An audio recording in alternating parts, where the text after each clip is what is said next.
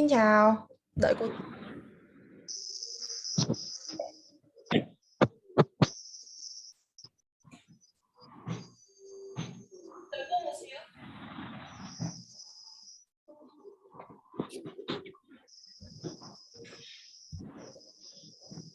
Okay.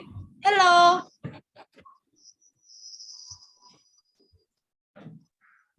Xin chào. Oh my God. Why is this been so blur? Xin chào. Xin chào. Đoán xem hôm nay cô có gì? Tôi có bánh đa. Không phải, đây là cơm cháy. Ăn cơm cháy bao giờ chưa? Biết chưa? Ngon cực, ngon ơi là ngon luôn. Đố cô biết Mít có cái gì nè. Đâu, Mít có gì? Cho cô xem nào. À, rồi. Cái này khoe hôm trước rồi nhá. Khoe hôm Biết trước. khoe coi cô còn nhớ không đấy? Có chứ, có thì mới bảo là khoe từ hôm trước rồi còn gì nữa. Ok, đầu tiên nhá, bây giờ trước khi vào bài học này chúng ta sẽ vào bài học thật là nhanh nhá.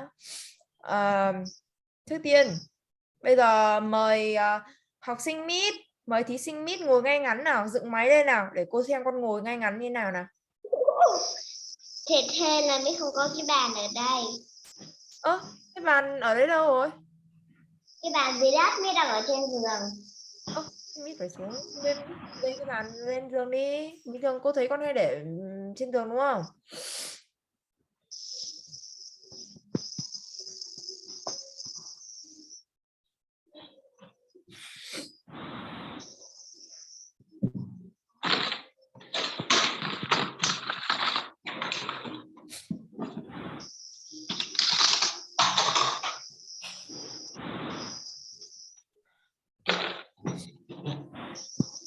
Cô đợi Mít xíu nha. Ừ.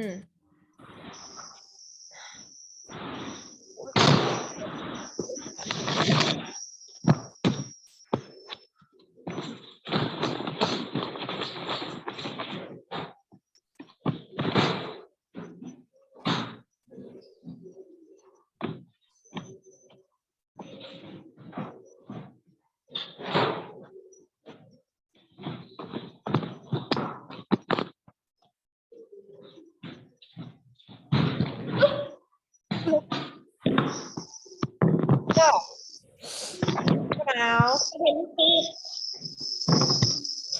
Cô bị nghẹt mũi thôi con ơi. Ôi Sao giời, thì đợt ngược lên.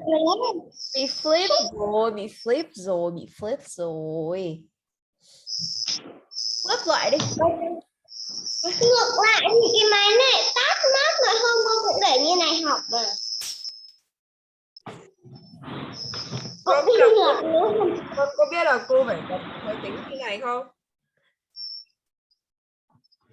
Nhưng mà cô không thể Bây xoay giờ cái con để ngược slide kiểu được. này nha. Mà để thấy con bị ngược rồi, con để ngược cái máy lại để xoay cái máy lại. Nó không bị xóa đâu. Đấy, được rồi, được rồi, được rồi. Được, ok, đúng rồi. Được. Nào, bây giờ ngồi ngay ngắn nào, ngay ngắn như nào, ngay ngắn lúc mà cái bài hát đấy, cái gì nhỉ? Stand still, nhớ cái đoạn đấy không? Mít hát không? Trong bài Goodbye, goodbye, see you. Stand still. Đúng rồi.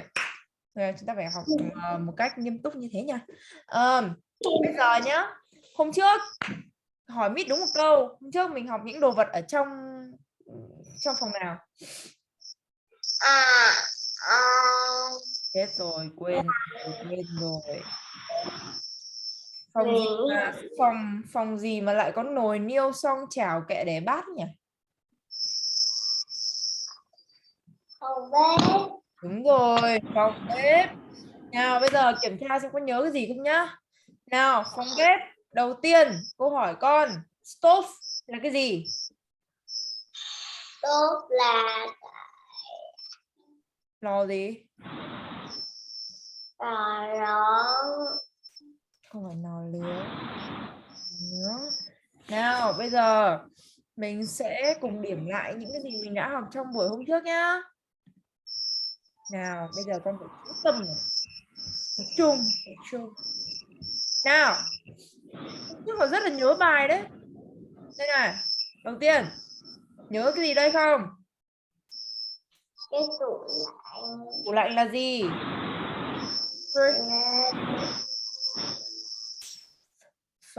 Đầu chữ phờ nào. Fridge. Fridge. Cái đĩa là gì?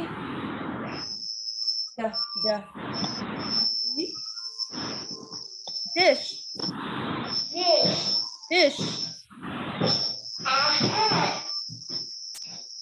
Ta có cái đĩa nè. Đúng rồi. Nào, bây giờ đọc lại cho cô nhá. Cái tủ lạnh là fridge. Fridge. Tủ lạnh là gì? Tủ lạnh là fridge. Fridge là gì? Cái tủ lạnh. Cái tủ lạnh là gì? Rồi. Thế bây giờ cái đĩa là gì nhỉ? Âm cũng giống như thế nhưng mà thay bằng chữ D nhỉ? Dish. Dish. Đúng rồi. Dish là cái gì? Cái đĩa đây, ta đang đưa cho cô xem đây. Là cái đĩa mà Mít đang cầm. Thế cái đĩa là gì? Đúng rồi. Nào, tiếp theo. Cái giá này là cái giá đựng cái gì đây? Đây là một cái gì? Một cái tủ đúng không? Tủ đựng gì? Tủ đựng ly, đựng mật ong, đựng gia vị, đựng đĩa, đựng bát. Đúng rồi. Cup gì? Cup. Cup gì? Đúng rồi. Đọc lại. Con vừa nói gần đúng rồi đấy. Cup gì nhỉ? Con có nói gì đâu. Cupboard.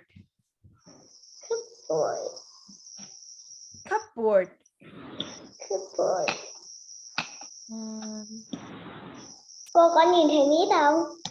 Cô có nhìn thấy Mít. Cô nhìn thấy những màu gì? Con đợi cô một tí. Lại có vấn đề. Cô có nhìn thấy Mít không? Cô không nhìn thấy Mít. Mít che mất rồi. Cô thử uống ba la xì bùa đi. Uống ba la xì bùa. Không nhìn thấy cô đâu.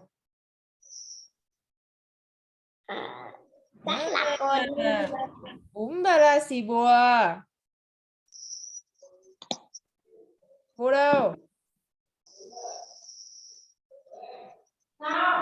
cô đi ra ngoài khỏi chỗ ngồi ra. Cô bảo cô đây thầy. Con đợi tí nhá, cô nghe điện thoại.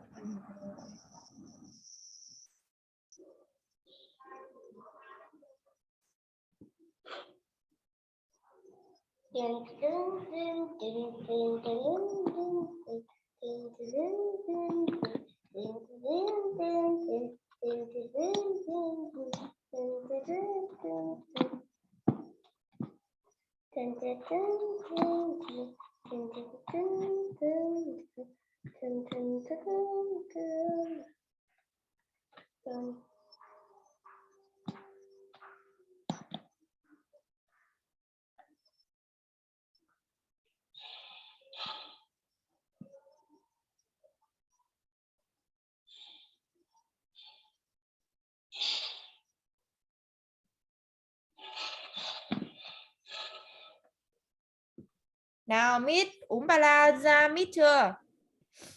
Cô phải nói uống ba la, cô không được yếm mất thì nó mới ra Mít được.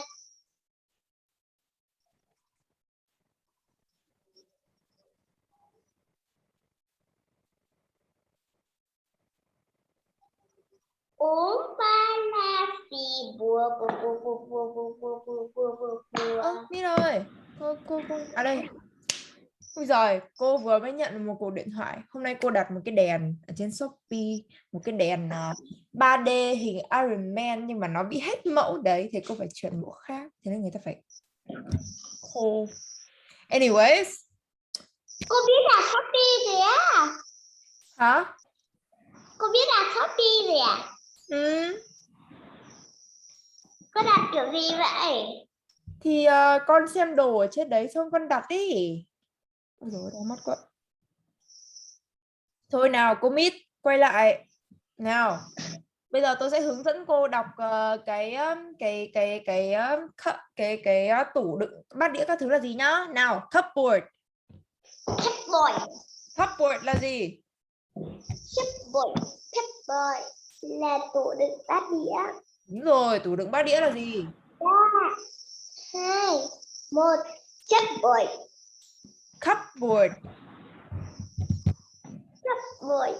Đúng rồi, tiếp theo chúng ta có cái nồi cơm điện.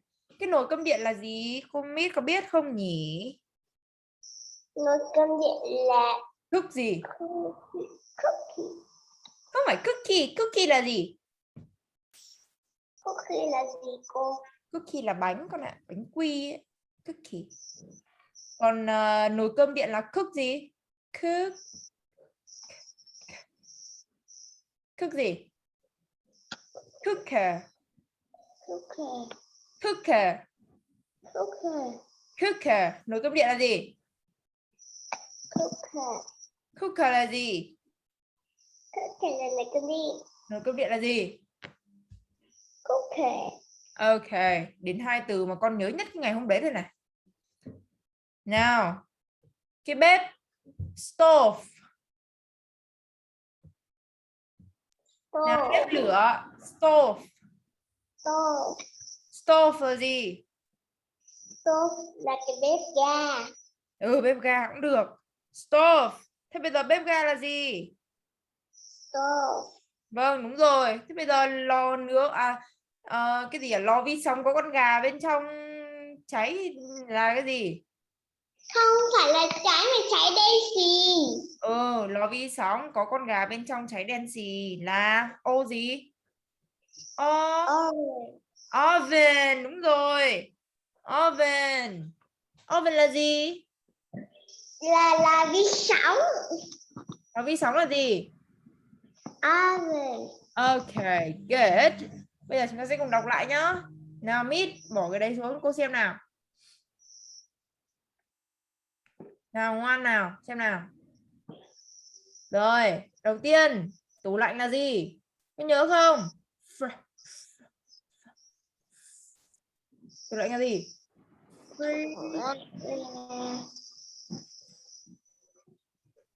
Fridge. The fridge Đĩa là gì? nghĩa là Dạ. Đi. fish. Dish, đúng rồi, chuẩn. Tiếp, cái giá để bát đũa là cup gì? Cupboard. Cupboard, đúng rồi. Cái nồi cơm điện là gì? Cook gì? Cook gì? Cooker. Cooker, đúng rồi. Nào, tiếp, cái bếp ga là gì? Là Stove. bếp ga là stove. Lò vi sóng là? Oven. Rồi, bắt đầu lại nhá. Nào, bây giờ cái tủ lạnh là gì? Fridge. Đấy là gì? Là cái tủ lạnh. Cái đĩa là gì nhỉ? Cái đĩa là dish. Dish, đúng rồi. Cái tủ đựng bát là cup gì? Cupboard. Đúng rồi, cupboard. Tiếp, cái nồi cơm điện là gì? Cooker. Đúng rồi. Tiếp, cái bếp ga là gì? Stove. Đúng rồi, stove. Tiếp, lò vi sóng. Oven. Vâng, đúng rồi. Bây giờ chỉ còn thiếu mỗi cái từ này là thí sinh Mít vẫn chưa nhớ thôi. Nào, từ này, fridge. Fridge. Nào, đọc 3 lần cho cô nào. Fridge. Fridge. Fridge. Rồi, bây giờ chúng ta sẽ đọc lướt lại một lần nữa và quay lại từ này nhá. Nào, nhớ chưa? Nhớ là gì? Fridge. Đúng rồi, đĩa là Dish. dish, đúng rồi. Cái này là gì? Tủ đựng bát đĩa. Cup gì? Cupboard. Rồi, nồi cơm. Cooker. Đúng rồi, quá thông minh. Tiếp. Bếp ga. Stove. Đúng rồi. Lò vi sóng. Oven. Đúng rồi, đến phần khó rồi đây. Tủ lạnh là gì? Fish. Quá chuẩn luôn, cô tự hào về con. Trời ơi. Cô cho con 10 điểm. 100 điểm. Vậy thì ra là ta đều về. Về 100 điểm. Ok. Hôm nay chúng ta vẫn sẽ học về phòng bếp, nhưng mà chúng ta sẽ học về những cái đồ dùng khác. Theo con thì những cái đồ dùng khác trong bếp. Con nhìn thấy cái chảo rồi. Dám nhìn slide trước của tôi à? Nhìn được cái chảo với cái gì nữa? Thì vừa nãy cô soi ra mới nhìn thấy trước rồi. Thế mới nhìn thấy cái chảo với cái gì rồi? Thầy nhìn thấy mỗi cái chảo thôi. Nhìn thấy cả cái cốc á.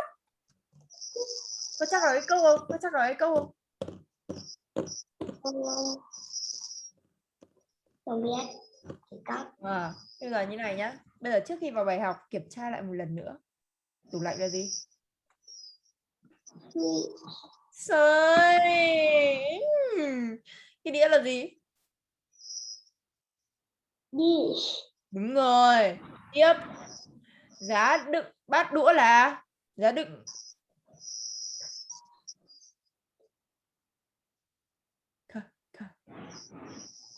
Cupboard. cupboard. Đúng rồi. Nồi cơm điện. Cookie. Cúc gì? Cooker. Cooker. Đúng rồi, quá giỏi. Tiếp tục. Bếp ga. Bếp ga nào, bếp ga. Đúng rồi. Thế cái lò vi sóng đựng con gà cháy thui là gì? là oven. Đúng rồi. Ok, hôm nay cũng phải nhớ y hệt như thế nhá. Rất là tiến bộ. Rất là giỏi luôn. Bây giờ con đã nhìn thấy, đúng rồi. Đây là con đã nhìn thấy đúng. Đấy là một cái chảo, một cái cốc. Cốc này đựng cái gì đây? Đố biết. Đố biết đựng trà hay đựng cà phê? Đựng nước sô cô la, đựng trà. Cốc này là để đựng cốc này là để đựng những cái nước uống như nào nhỉ? Rất là gì? Theo con thì nó đựng trà. Trà thì bình thường pha ra thì nó như nào nhỉ? Đúng rồi, những cái cốc nhỏ nhỏ tròn tròn các thứ như này thì thường để pha những cái nước kiểu nó ấm, kiểu nó nóng ấy, như kiểu trà này, cà phê này, hay là đại khái là những cái nước rất là kiểu ấm ấm uống kiểu mùa đông đấy. Anyway, theo cô thì là cái cốc này nên sử dụng như thế, còn cốc cho đá vào thì thường là những cái cốc thủy tinh trong suốt kiểu đấy. Ui trời. Trời nghe tròn rồi nha. Quên mất. Rồi, từ đầu tiên rất dễ. Cái này là cái gì? Cái này là cái gì đây? Chảo. Bố biết cái chảo để làm gì? Chảo để làm gì? Mít vừa nói thì con không nhìn thấy rồi. Cô bảo chảo để làm gì chứ cô hỏi chảo là gì đâu mà pen. Cái con này rõ rồi đây. Thế chảo để làm gì? Dạ để rán trứng. Biết ngay mà, thể nào cũng bảo rán trứng mà, có phải thích ăn trứng nhất đúng không?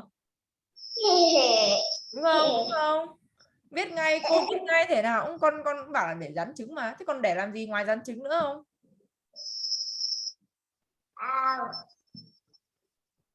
Không để làm gì, chỉ để mỗi rán trứng thôi. Để xào bò, xào thịt, xào rau,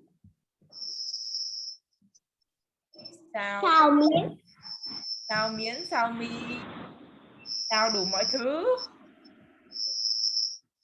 Có xào canh không? Không, làm sao mà canh làm sao xào được. Canh làm sao mà xào. Nhưng mà sao bố Mít lại nói lại nấu canh vào cái chảo thế? Thế chắc là cái chảo đấy nó to. Chắc là thế. Ok, anyways. Cái chảo nhà Mít nó to như này. Ui, tỏ thế nấu canh là đúng rồi. Anyways, cái chảo Mít vừa đọc là gì? Chị lại quên rồi. À, biết ngay mà. Đọc vừa lấy nó hiện lên phát con nhớ luôn lúc đấy thôi đúng không? Chảo là gì? Cô gợi ý này. Bắt đầu âm p, p. Nhớ nào. P, p.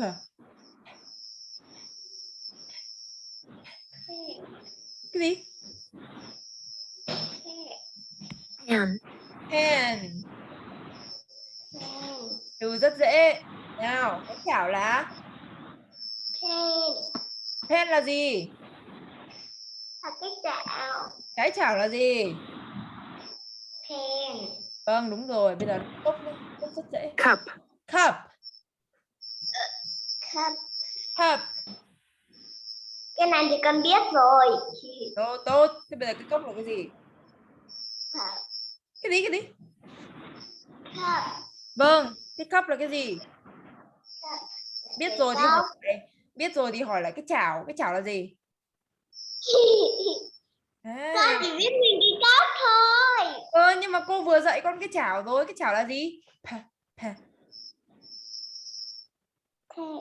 Đúng rồi, pan. Pan. Nào, pan. Nghe giống cái bút đúng không? Là cái chảo. Ok, cái chảo là gì? Pan là cái gì? Cái chảo. Cái chảo là cái gì? Cái chảo là cái gì á? Thế cái cốc là gì? Cái cốc là cái gì? Cup. Thế cái cup là cái gì? Cô vừa nói thì con chưa nghe rõ. Thế cái cup là cái gì? Cái khác là cái cốc. Thế cái cốc là cái gì? Cái cốc là cái cup. Đúng rồi. Tiếp theo. Đố biết. Cái đầu tiên là cái gì? Cái thớt. Vâng, đúng rồi. Cái thớt để làm gì? Để chặt để chặt ra để thái thức ăn. đúng rồi, để thái. Đúng. Cô, con từng được giúp mẹ nấu ăn rồi đấy. Thế á, mít giúp mẹ Con được giúp mẹ lật trứng này, giúp mẹ coi tết này, giúp mẹ rửa rau này, giúp mẹ thái hành nữa. Ui, mít biết dùng dao thái các thứ rồi á? Vâng, có mẹ kiểm soát bên cạnh rồi. Ui, con mít đỉnh Mẹ thế. dạy mít các bước để cầm dao. Mít ơi, có cái tiếng gì đó gì ấy, đau tai quá con ạ. Không biết tiếng gì. Ở đây chỉ có tiếng ve với cả tiếng tivi thôi. Cái gì kiểu đấy ấy. Chắc đỡ tiếng ve. Không con ạ, nó cứ đau tai cực, như kiểu tiếng rè của ấy, kinh lắm. Kiểu mấy cái kim loại nó ấy vào nhau ấy, sợ vãi. Ở đây không có tiếng gì. Ở đây chỉ có tiếng này. Với cả là tiếng Yeah. Okay, anyway. đấy. Okay. Nó không được quá. Không sao cả. Chắc là tí nó hết. Thì bây giờ cô hỏi con nhé. Bây giờ không, quên mất, đang học cái thớt là gì? Chopping board. Ui rồi, từ này dài thế. Chopping board. Dài thế này thí sinh Mít nhớ được không? Cái gì? Happy birthday. Đúng rồi, chopping board.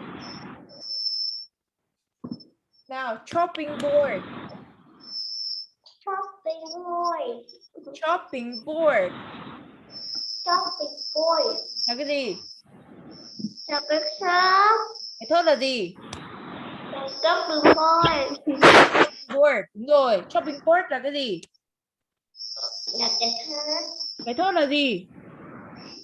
Cái thớt là shopping board. Shopping board. Không rồi.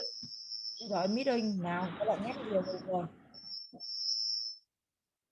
Nào tiếp theo, hình ảnh tiếp theo là cái gì đây? Cái bát. Bowl. Bowl.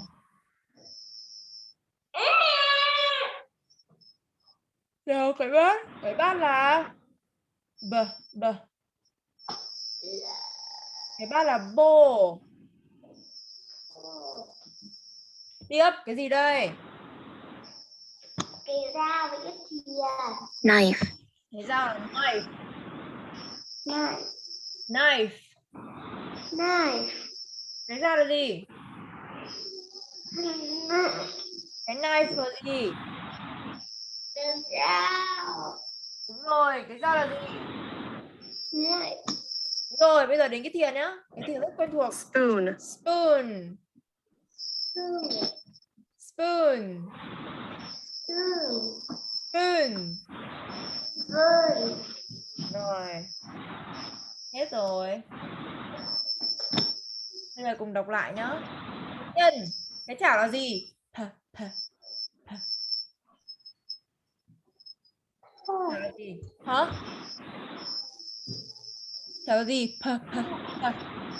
Gì con nói to lên. Cup. Pan. Pen. Rồi, cái cốc là gì? Đó là cup. Rồi. Tiếp. Cái thái là gì? Chop gì? Cái thớt chứ. Cái thớt. Cái thớt là gì? Cô không biết. Cái thớt là gì? Chop gì? Cái thớt là Shopping gì? Shopping board. shopping board. Rồi, 3 lần cho cô nào. Shopping board. Shopping board. Rồi, 3 lần mà. Shopping board. Shopping board. Rồi, 3 lần mà. Shopping board. Rồi, tiếp. 3 lần chưa? 3 lần rồi. Yeah, ok. Tiếp tục. Cái bát là bowl. Bowl. Bowl. Bowl. Cái dao là gì? Knife.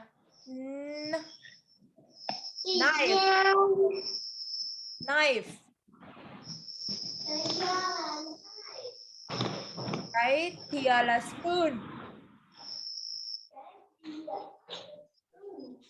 Rồi, cái thìa là spoon. Dao là knife. Cái dao là knife. Thìa là spoon. Thìa là spoon. Nào, nhớ lại nào. Cái chảo là gì?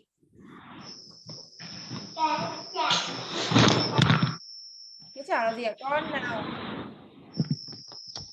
Cái chảo là pan. Cái cốc là Cái cốc là cup.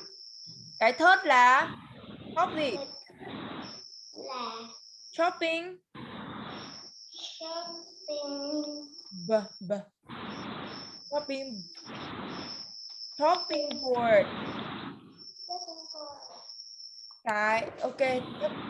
Cái bát là bowl. Cái bát là bowl.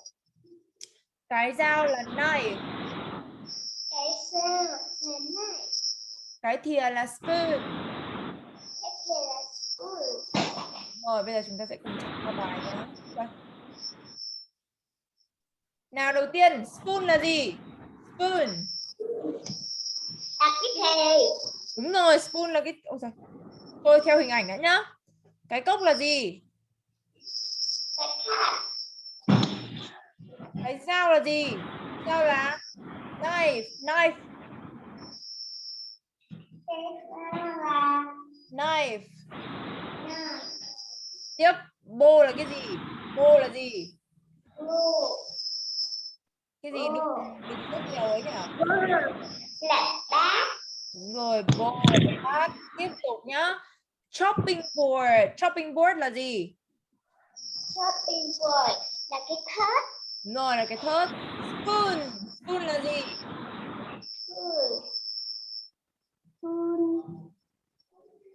Là cái Spoon là gì? là cái thìa. Đúng rồi, spoon là cái thìa. Con nhớ luôn từ nhá. Tiếp theo, pen là gì? Pen là cái chảo. Đúng rồi. Tiếp tục. Bây giờ cô sẽ hỏi nghĩa từ nhá. Bây giờ con có nhớ cái lần mà cô với con chơi cái trò mà loại một từ ra khỏi 3 từ không? Một từ mà lạc ở trong phòng khác ấy. Bây giờ mình sẽ tìm những cái đồ vật mà lạc ở trong phòng khác, không thuộc về phòng bếp để loại trừ ra, có được không? Câu 1 là spoon. Spoon là gì? Là Spoon là cái gì?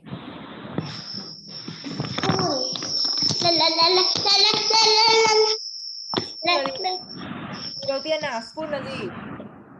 spoon là Cái gì? Dùng để ăn nhỉ? Cái gì dùng để ăn nhỉ? spoon là cái thìa. Đúng rồi, bếp là gì? Bếp là cái gì? Con biết rồi này. Cô vừa nói gì thế? Cô hỏi là bếp là cái gì? Bếp là cái Bếp. Bếp. Bếp là cái gì mình hay nằm lên nhỉ?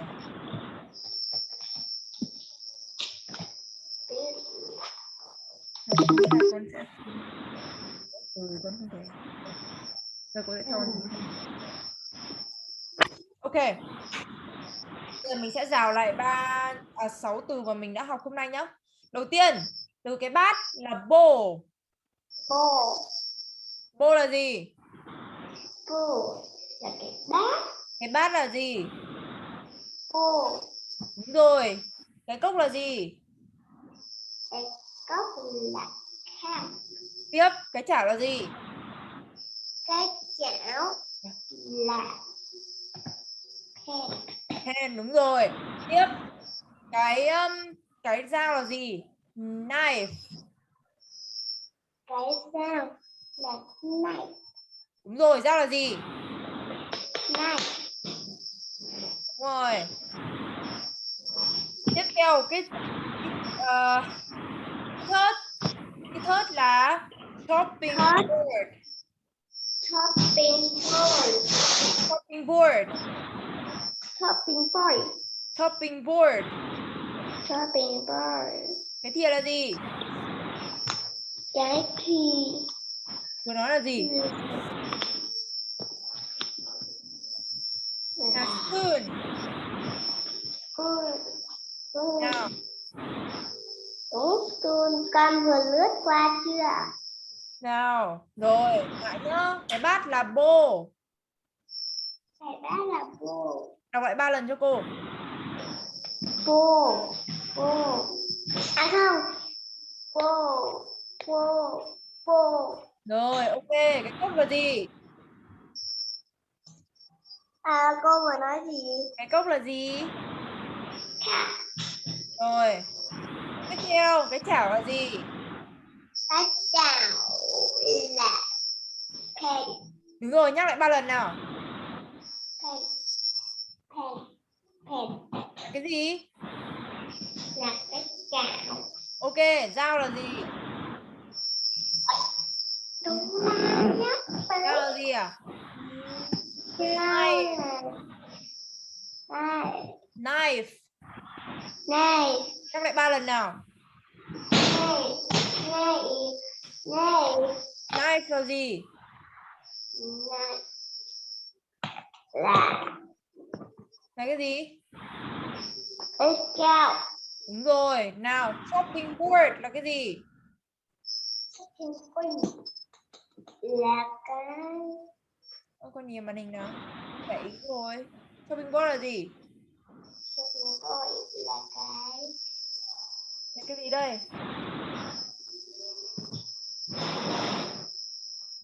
Là thớt. Đúng rồi, cái spoon là cái gì? Là côn. Là Rồi con lại tập trung vào tập trung như này, cô lại phải dạy lại từ đầu rồi. Nói chung là cô phải dạy con lại từ đầu rồi đấy. Nào, bây giờ nhá, ta sẽ đọc lại một lượt nhá. Đầu tiên này, cái chảo là gì? là kèn. Rồi, cái cốc là gì? Kho. Rồi, Pan. Cup. tiếp, cái thớt là gì? Chop gì? Chopping, Shopping boy. rồi, chopping Chopping board. board. Cái bát là gì? Bờ. Đó là bộ. Ô, đúng rồi, Bowl. chuẩn. Cái dao là gì? Cái dao Knife. là Knife. là nai. Đúng rồi, tiếp tục này. Cái thìa là gì? Spoon. Cái gì là spoon. Rồi, bây giờ con chỉ đọc đúng 4 từ đầu cho cô thôi là cô sẽ cho con nghỉ nhá. Nào, từ đầu tiên. Pan. Ôi giời, chết rồi nhầm. Từ đầu tiên là gì? Pan. Từ tiếp theo, cái cốc là gì? Cup. Tiếp. Là gì? Cái chảo là gì? À, cái thớt là gì? Chop gì? Cái thớt là Chopping gì? shopping boy. Chopping Rồi. board. Cái bát là gì? Còn Rồi, Bowl. bowl. Tiếp. Dao là gì? dao. Knife. Này. Knife. Cái thìa là spoon. Thìa spoon. Rồi, Spoon. bây giờ chỉ nhắc lại hai từ này thôi. Nào, cái dao là gì? Có dao là nai. Đúng rồi. Cái dao là knife. Cái thìa là gì? Cái thì là spoon. Đúng rồi. Cái dao là gì? Cái dao là nai. Cái thìa là gì? Cái thì là spoon. Cái thìa là gì? Cái thì là spoon. Cái thìa là gì? Là spoon. Rồi. Cái dao là gì? Cái dao là Dao gì vừa đọc xong nhỉ? Cô hỏi hai từ cái thìa một nhát là quên ngay. Cái dao là gì? Knife. nai. Knife. Đúng rồi. Knife. Bây giờ lại nhá. Nhớ cái thìa với cái dao chưa? Cái dao là gì? Nai. Cái thìa là gì? Spoon. Spoon. Spoon. Đúng rồi. Được. Lần này đúng hết nhá. Cho nghỉ luôn. Cho nghỉ sớm 5 phút. Nào. Cố gắng. Cái chảo là gì? Cái chảo là can. Rồi. Cái cốc là gì? Cái câu là pot. Rồi. Cái thớt là gì? Chopping gì? Shopping boy. Đúng. Cái bát là gì? Là bowl. À, đến phần khó này. Cái dao là gì? Cái dao là Cái gì? Alo. dao. Đúng rồi. Cái thìa là gì? Là cái thì À, quên cái thìa rồi, lại phải đọc lại rồi. spoon. Đúng rồi. Đấy là cô trợ giúp nhá. Đọc lại một lần nữa để cho nghỉ này. Đầu tiên là cái gì? Đầu tiên là cái chảo. Là Là đúng rồi. Cái cốc là gì? cái cốc là cow. Rồi, tốc độ nhanh nào. Cái thớt là chopping gì? Shopping boy. Đúng. Cái bát là gì? Cái bát là bowl. Đúng. Cái dao là gì? Cái dao là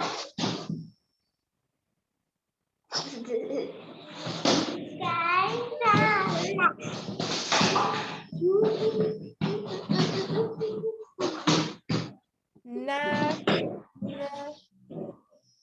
Knife.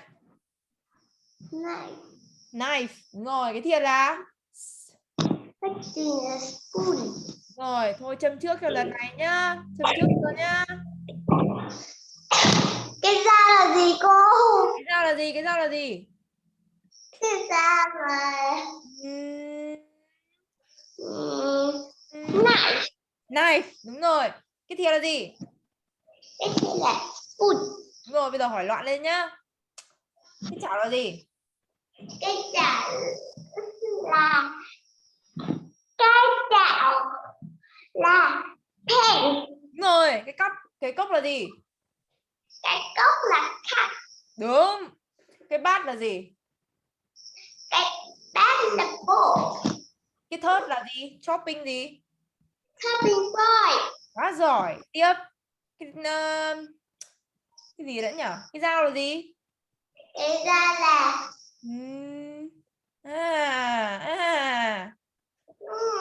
Na- knife. Knife. Đúng. Bây giờ hỏi ngoài lề một tí nhá. Dạ. Lề một tí nhá. Cái lò vi sóng đựng con gà cháy thui là gì? Là oven. Vâng, đúng rồi. Bếp ga là gì? Bếp ga là pot. Vâng, đúng. Tiếp tục nhá. Nồi cơm là gì? Nồi cơm là cooker. Đúng. Cái tủ lạnh. Cái tủ lạnh là gì? Vâng, đúng. Cái đĩa là gì? Là cái tủ lạnh. Đĩa là gì? Dạ. Tủ lạnh. Cái đĩa là gì? Cái đĩa là Dạ.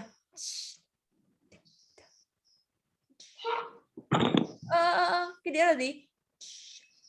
đĩa là Dạ. Dạ. Bắt đầu bằng chữ D nào. Đi. Đi gì? Đi. Dish. gì? Rồi. Giá để bát đũa là gì? Cup gì? Cup boy. Rồi. Thế hỏi lại cái thìa là gì? Thì là ôi. Cái gì? Cái thìa mà. Cái gì là Spa. Spoon. Spoon. spoon. Rồi. Được rồi. Thế nhá. Hôm nay học rất là tiến bộ. Cái dao đấy. Cái gì? Ê. Con nói cô hỏi cái dao đi đó. Cái dao là gì? Bảo câu hỏi mà. Vâng, đúng rồi. Lần này. Thế cái thìa là gì? Cái gì là Spoon. spoon. Hỏi lại cái dao nào. Cái dao là gì? Này. Vâng, đúng rồi. 10 điểm cho bạn Mít hôm nay nhá. Nào. Thế thôi. Tạm biệt Mít. Hẹn gặp Mít vào chủ nhật nhá. Nhầm. Thứ ba. Quay chủ nhật. Sorry. Bye bye. Bye bye. Mít tắt đây cô tắt nào. Con cho cô coi cái này nè. Cô đã từng thấy cái này chưa? Đâu. Nhưng mà con gái là cô chưa thấy hay là cô thấy rồi không biết nữa. Đâu cái gì nào xem nào. Ba la, ba la, ba la. Cái gì đấy? Đố không biết đấy. Không biết. Chịu ơi, nó màu hồng hồng. Lại là chậm hơn nha. Rồi. Ba la, ba la, ba la sùa. Bùm. Gì ấy?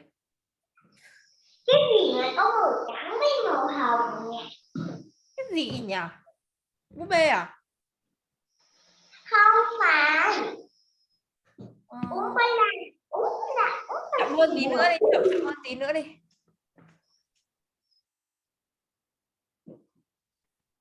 Cái ống tiêm à? Đúng không? Trời ơi, cái quạt. Quạt lại Hello Kitty nữa. Điệu lắm cơ. Thôi, nghỉ ngơi đi, sắp 9 giờ rồi nhá. 9 giờ mới đi ngủ chứ làm gì. Đó.